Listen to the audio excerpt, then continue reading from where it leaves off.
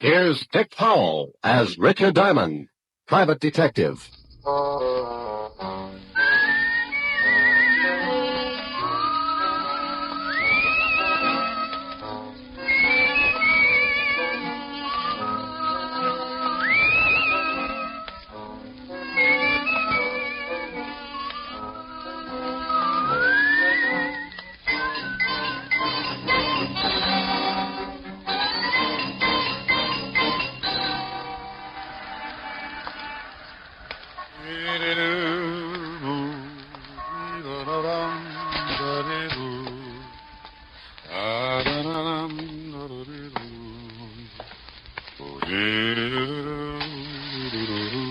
Good afternoon, Mr. Diamond. Oh, afternoon, Ed.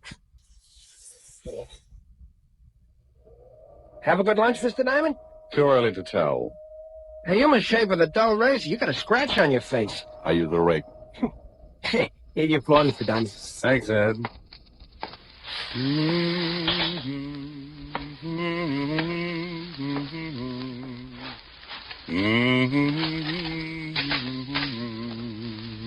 Well, customers. Good afternoon, gentlemen. What can I do for the folk? Oh, that was nifty, Ziggy. Is that Diamond? Yeah, Chino. That's him. Pick him up and drag him over to the chair, Ziggy. Sure thing, Chino. He's really out. Yeah. See if you can bring him around. Be a shame if he missed anything. Chino, would you mind holding my ash can handle? It might break his jaw. Pleasure, Ziggy. Diamond. Diamond. He looks like he ain't gonna make it. Maybe you slapped him too hard. You hurt me, Ziggy. You know how careful I am. Here, try this pitcher of water. I felt like I was lying in the middle of a crowded sink and someone had piled all the dishes on my head. They turned on the faucet and I floated up with a dirty coffee cup and took a look around. I treaded water and squinted through my dewy eyelids at two of the ugliest dishwashers I'd ever seen. He's twitching. Whoa. These Ziggy's just lazy. Diamond, let us know when things start making sense. Oh, that's a dirty trick. Oh, he's talking screwy. What's a dirty trick, Diamond? I'm stuck in the drain. I think you hit him too hard. He's liable to be talking like that from now on. Give it time, give it time. Diamond, you'll pull yourself out. Yeah. How did your monkeys get in here anyway? He's back. Now go to work, Ziggy, but keep him with us. Hey, wait a minute. Enough, Ziggy. Can you hear me, Diamond? He don't like it. He's gonna be hard to get along with. Belt him across the ears. He'll listen. Hear me now? He's nodding his head. I guess he wants to keep his mouth shut so the teeth don't fall out. Fine. Now listen, Diamond. When you get a call from a Mr. Barton, turn down the job. Understand? Take a shit, he's going. Oh. Yeah, Chino. He says now he's got his shirt on. Remember, Mr. Barton, you don't want to work for him. Think you get it? Sure, Chino, but he looks tired from the strain. Oh. Then put him to sleep, Ziggy. Nighty-night, then. He didn't have to say nighty-night. It was only 2 o'clock in the afternoon. He tapped me once more with a galvanized sleeping pill and tucked me away for a rest. The next thing I knew, a pair of gray suede gloves were patting my sore face. Maybe he didn't want to leave any fingerprints on my bruises. Mr. Diamond, can you hear me? Oh, you know, this can get monotonous. Go away. Should I call the police, Mr. Diamond? What? Oh, I was expecting uglier company. Could you sit up? I'm getting some of your blood on my shoes. That's tough. I'll turn it off. I'll bet your name's Barton. Why, that's right. How did you know? I'm lucky. Now get out of here. But I want to talk to you. I just had one long conversation, but it was too one-sided. Go on. My health is doubtful, but it's fun to have it around for company. Maybe $500 would fix you up? It might, for a while, but I don't like to waste that kind of money on funerals. $750? So they line the coffin with 1,000. You're begging to make a short lie sound practical. If you do the job successfully, there'll be another 1,000. You just bought yourself a corpse. Let me wash out. Talk some more. I can hear. It's my son, Roger. He thinks he killed a man. He thinks. What do you want me to do? Find out for sure so he can brag about it? Ever heard of a John Alter? Sure. Walt Levinson sent him up 5 years ago on a manslaughter rap. Well, he doesn't like it up there, and he'd like to get out. I don't blame him. What's this got to do with your son? I'm chairman of the parole board. Oh, you look much better now, Mr. Diamond. I can't stand the sight of blood. It doesn't bother me. It happens every week. So, you're the chairman of the parole board. Yes, some of Alter's friends promised to keep quiet about my son if I let Alter go free when he comes up before the board next week. Hmm? And you think maybe your son was framed? Yes, about a month ago, he met a girl in Florida. Her name is Lenore Brown, and she's a friend of Alter's. How did they spring the frame? I beg your pardon? You must associate with a higher type thug. Spring the frame. Made it look like your son killed somebody. Oh. Well, when Roger, that's my son, went to pick up the Lenore girl at her apartment, he found her struggling with some man. That happens. It looked like he was trying to kill her. There was a gun on the floor, and she called to Roger for help. He picked up the gun and shot the man. She told Roger he had killed him and that he must get out. When we went back, they were both gone. About a month later, some of Alter's friends got in touch with... Oh, and they forget about the killing if you let Alter out of Sing Sing. That's right. I don't remember reading anything about it in the papers. Well, you're the first one outside of Alter and his friends who know anything about it. You see, they say they're hiding the corpus delicti, so there was no report of the murder. Keeping a stiff handy isn't that easy. Why didn't you call the law? If my son did kill this man, that's the first thing I intend doing. But I have a feeling this man is not dead. Oh, you think maybe they staged the killing? Put blanks in the gun, and after your son beat it, the stiff walked out under his own steam? That's what I want you to find out. If my son is innocent, I want you to bring the parties responsible to justice. Amen. There's a check for $1,000. You find the girl and prove my son innocent, there'll be another 1,000 in your pocket. I'll throw up the hole. Well, thanks, Mr. Barton. I'll start right away. Goodbye, Mr. Diamond. You can reach me at the Wentworth Hotel. I'm staying there until this matter gets cleared up. I won't get in touch with you unless I find something. The guys who worked me over are pretty set in their ways, and there's no sense in you tripping over a lot of dead bodies.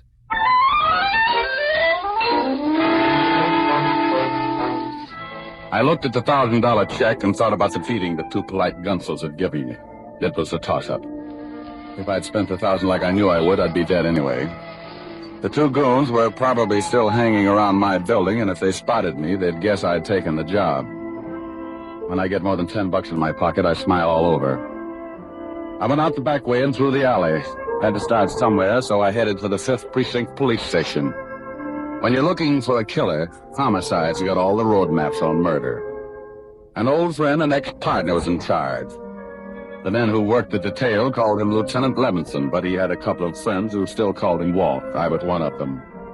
You earn that right when you work for a guy for 6 years. After I left the force, Walt started doing a solo, but he now had a sergeant who stumbled around after him. His name was Otis, and he had the biggest feet in the state of New York. Every time he took off his shoes, I wanted to grab a champagne bottle and launch them.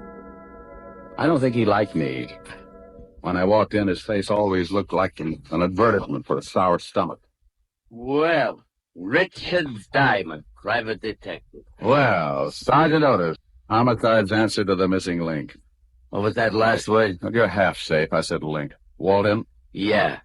You turn the knob and you push. Why don't you get that uniform cleaned? Some dad's gonna get up and walk to the station without you.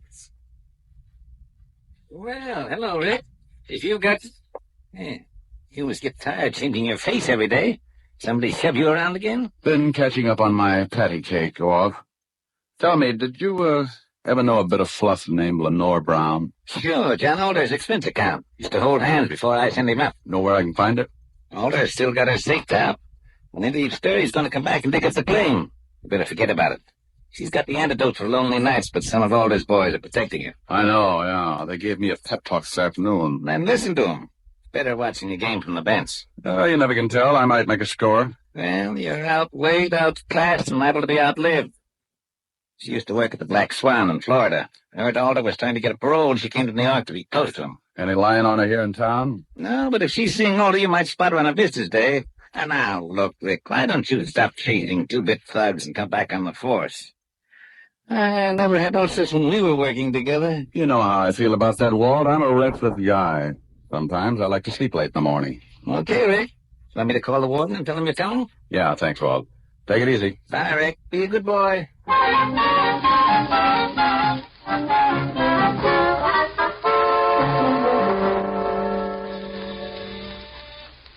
Yes, Paul. Mr. Richard Diamond to see you, Warden. Oh, send him in. You can go on in, Mr. Diamond. Thanks, Paul. Well, Rick, how are you? It's been a long time. I know a lot of guys who wouldn't like to hear that, Warden. How are you, Jim? That's right. What's on your mind? I hear Johnny Alter's been having company. I'd like to take a look at her. Oh, Miss Brown. Well, I can't blame you. I just want to spot her and see where she goes. You can't miss. If she walked through the yard, there'd be a jailbreak tomorrow. What time are visiting hours? Well, if she's seeing Alter today, she should be downstairs right now. Pardon me a second. Yes, Warden. Paul, has Lenore Brown come in today? Yes, Warden. She's in seeing Alder right now. Thanks, Paul. She's downstairs, Rick. Like to take a look? Yeah. I'll have Paul take you down. On second thought, I'll go myself.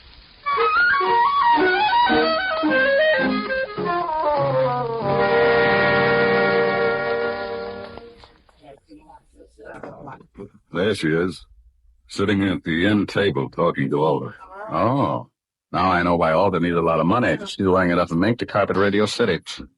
Should get a load of her on a warm day. Coat doesn't stop me. She'd show up, even if she was wearing a tent. How long has she got that Alder? About another 5 minutes. Warden, maybe I'll let you put me away for a couple of years. With something like that to look forward to on Visitor's Day, I might go for the change. Well, you'd get tired of just talking. Think what you could do on the outside. Yeah, I am, but it would probably send me right back up here. You want to stick around till she's through talking? Thanks, Jim. I'll wait in front till she comes out.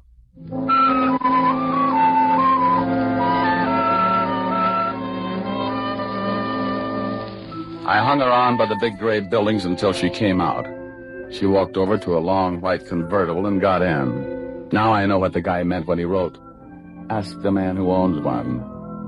I decided to let her buy me a new fuse, and I walked over to the car. Going to town? Oh? Back up 3 feet and I'll let you know. Okay. Mm-hmm. Your tailor couldn't do all of that. Thanks. Get in.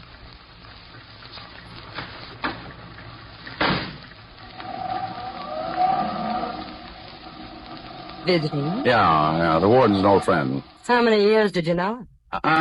Baby. I've been going home every night all my life. Every night? Well, almost. What do you do with the almost? Depends. Everybody likes something different. You must get tired thinking up new ideas. Oh, I don't think much. It's more fun being surprised. What are you stopping for? We just got started. Surprise. Oh, yeah. And the nickel-plated one. Look, baby, you don't have to pull a gun. If I'm getting fresh, I'll get out and walk. You'll sit right there, Diamond. Oh, name dropper. Mm-hmm. Expecting company? Mm-hmm, and you've met them before, honey. That's nice. I wouldn't want you to get stuck with the introduction. That's your friends coming along in that car? It should be. Now hold real still. They'll only shoot you this time. Sometimes you're lucky. When a dame's got a gun on you, you don't stand much of a chance unless she's got her mind on something else. This one did. And when she looked up in the rearview mirror to make sure it was her boys, I tagged her.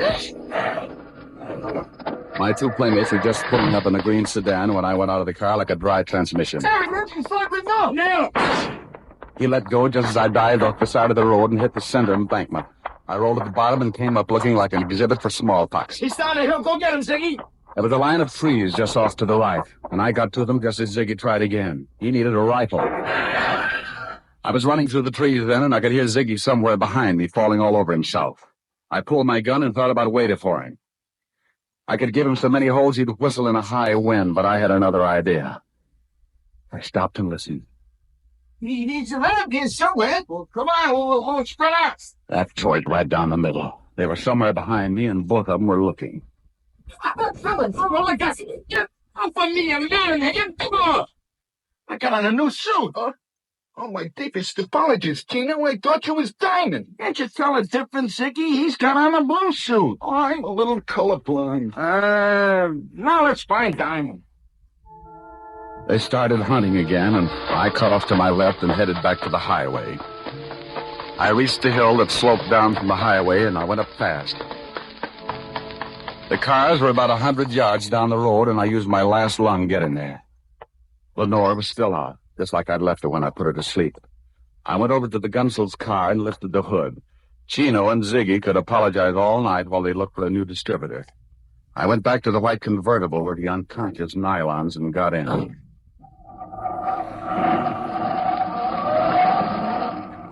I noticed something lying on the seat. It was her purse, and she didn't wake up when I grabbed it. Doing a rummage job at 80 miles an hour isn't easy. But there wasn't much of interest anyway, just a little black book. I needed a gimmick, so I stuck it in my pocket. I put the purse back on the seat just as she started coming around. Oh. Well, now that's it, baby. Sit up and look at the pretty scenery. How did you get here? Where's Ziggy and Chino? Playing Peter Pan. You all heard? Yes, he'll. Play rough and you get hurt. Where do I take you? My apartment, I guess. You're going to ask a lot of questions, and I don't talk much. We might as well figure out something to fill in the long.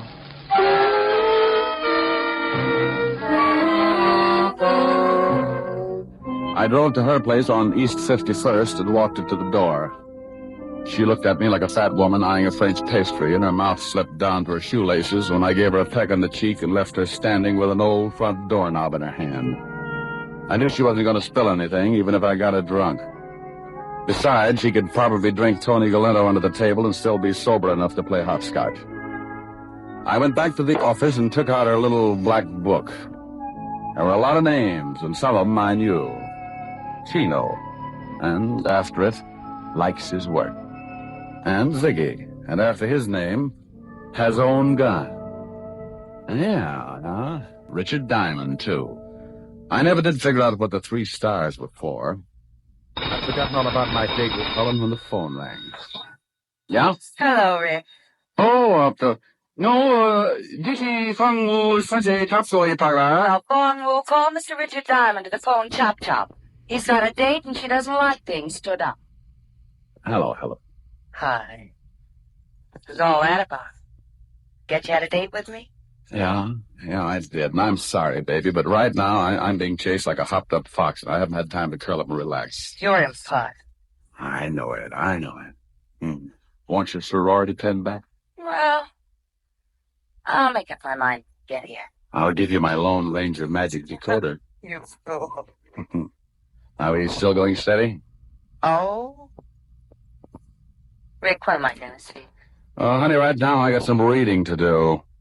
Why don't you go to a movie? Little Women past the senses. I'll be over later. I'll probably end up marrying an usher. Don't be too late, Rick. I won't. Besides, we get along better early in the mornings. Bye.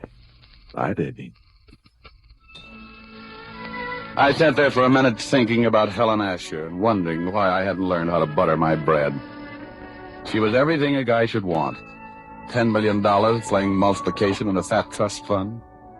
A figure that would snarl at any quiet intersection, and a mind that would give a master's degree in inferiority complex. Diamond, you fool, you. Well, Lenore Brown's little black book was a poor substitute for an evening with Helen, but 3 items put me in second gear. They weren't hard to find. Take out all the men's names, and there they were, 3 addresses. One was in the village, another in Harlem, and the last was somewhere in Chinatown. All of them were a setup for a dead man who wanted to make himself scarce. I wanted to talk with Barton before I started hunting, so I called the Wentworths.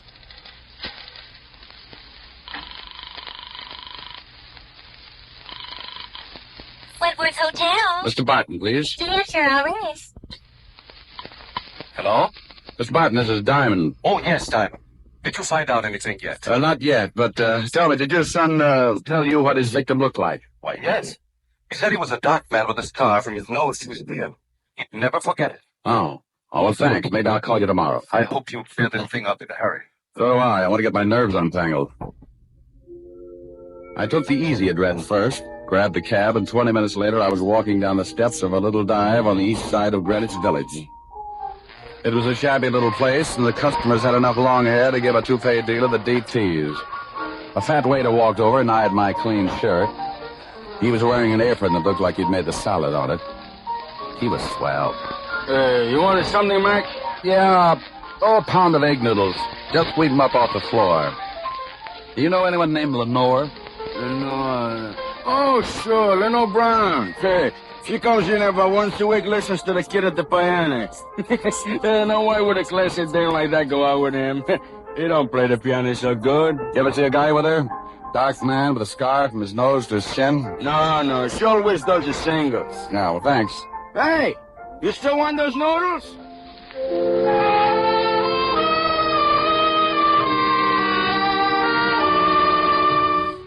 I walked out, got back in the cab, and marked off Greenwich Village in the little black book. The second address was on the fringe of Harlem, the Hill, they call it. The night was black, and the fog had rolled in off the East River and staked out a claim all the way to Lenox Avenue. As I walked up to the old brownstone, my nerves started screaming SOS. I stopped cold and looked down at two gleaming eyes, like two pieces of polished glass shining in the glare of the dim street lamp. As I got used to the darkness, I could make him out. He was a big, white, battle-scarred bulldog, and he had some ideas of his own. He started shuffling in slowly, jerking back his lips and showing a row of white teeth. Hold it, Lucifer. I hadn't heard him come out on the porch. He was a big man wearing an off-white undershirt. From what I could see, he looked meaner than his dog. The animal stopped, but he kept facing me, showing off his toothpaste smile. He won't hurt you, mister, unless I tell him to. I'll think about it for a while. I'm a poor substitute for horse meat. What do you want? Do you know a Lenore Brown? You a cop? Shamus. Beat it, Lucifer. Oh. Thanks, pal. I couldn't hold my breath much longer. Come up on the porch. You're looking for Lenore Brown, huh? Yeah, know her? I met her. My wife works for her. Is your wife in? Yeah. Esther! Yeah? Come here. Some private dick wants to talk to you. She's Miss Brown's private maid. Yeah. Your husband tells me you work for Miss Brown. Yeah, what's she done? She got many friends? Men friends. Yeah. You know a dark man with a scar? Oh, sure, I know lots of them. What are you talking about, woman? Oh, I met someone who Miss Brown knows.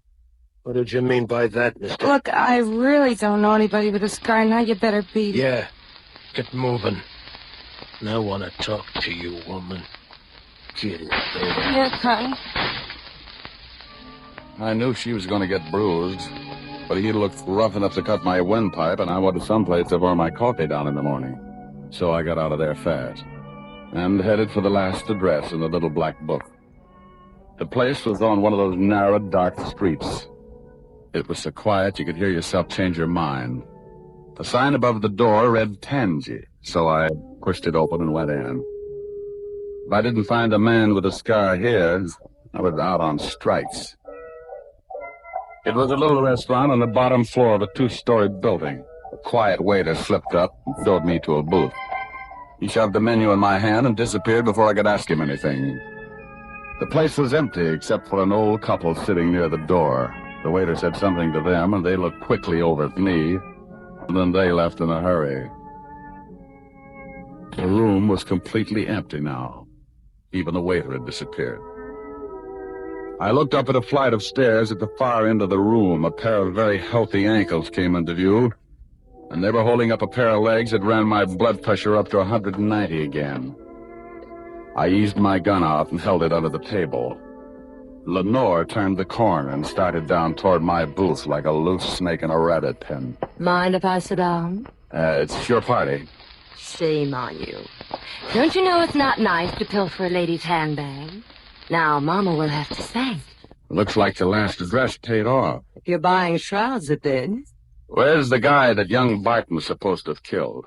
Upstairs. But he's very unsociable. He needs long conversation. I only need a couple of lines. He can't even do that. He likes to keep on breathing. Old man Barton figures Alter framed his son. He's not going to let your boyfriend out of Sing Sing until he finds a man with a scar. Think he can do better than you did? I found him. Was it worth dying for? I don't know. I can tell you better after I talk to him. Mama's going to have to spank sooner than she expected. Come in, boys. Well, look who's here. Are Mama's two big idiots out collecting blood again? Where are your buckets? Oh, he's bitter. Present. You've met Chino and Ziggy before, haven't you? Yeah, on the end of a fist. They want to show you the town. I know the beat. I'll bet you've never seen it from the bottom of the East River. No, but if you'll put on a bathing suit, I might buy the idea. Oh. Too bad we'll never make the beach together. I'd like to show you the sights. Boys, you better help Mr. Diamond out of the booth. I think he's stuck. You know how it is. The boys like to keep moving. So do I. I shot once and caught Ziggy in the stomach, and I dumped the table over on Chino.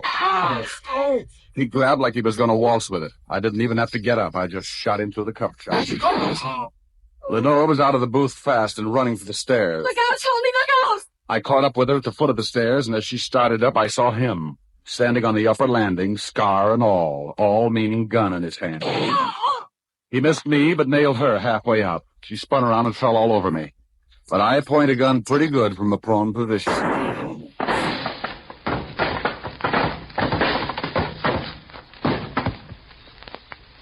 You should have kept your nose up, mister. A bad landing washes you out.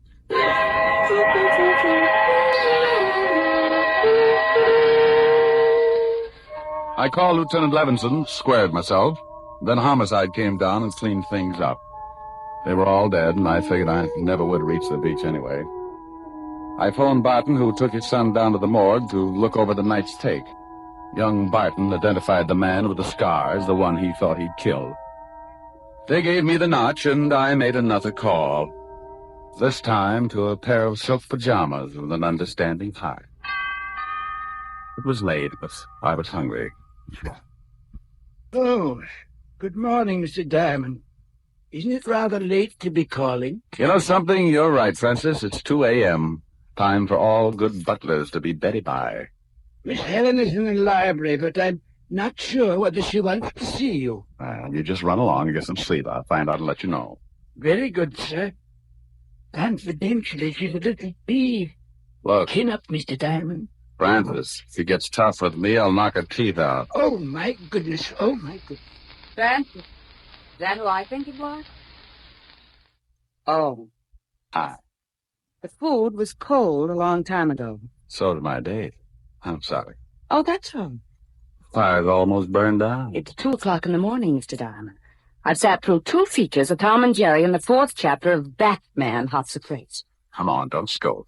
I haven't in weeks, but I've been rehearsing this for the past 2 hours, and you're going to listen. And that's another thing. You never play when I want you to. Only when I've got you on the carpet. That sounds like fun. Now, stop being glib. If you think for 1 minute you can charm me and out of your face with the sunshine, put on a great big smile. Now, stop that and listen to me. Okay, I'll shut up. Well, go on. Oh. Now you made me forget what I was going to say. Well, if you can't remember, honey, hold a good thought.